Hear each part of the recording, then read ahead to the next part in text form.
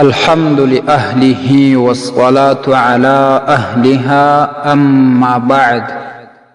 معززو یورور پختنه کړې ده چې میرمن می په نفاس کې ده، نو آیا د هغې په لاس باندې زه ځان انزالولی شم که نه چې د ښځې په لاس استمنا وکوم؟ الجواب وبالله التوفیق. محترمه، خاوند د خپلې میرمنې په لاس باندې هغه وخت ځان انزالولی سي چې د هغې سره په حالت د حیض یا نفاس کې د جماع غالبه خطره وي.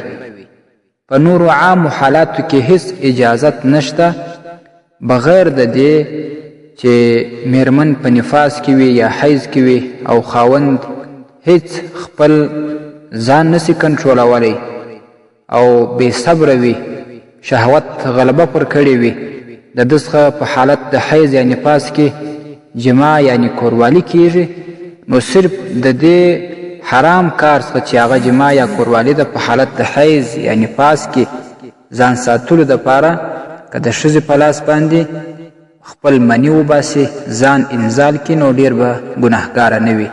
په عامو حالاتو کې د دې جواز نشته. رد المحتار دویم جلد 399 صفحه، امداد المفتین وم جلد 248 صفحه، احسن الفتاوى اتم جلد 344 صفحه. السلام علیکم ورحمة الله وبرکاته. ستاسي د اسلامي پوښتنو جوابونکی مفتی حکیم الله صابر الحنفي صاحب.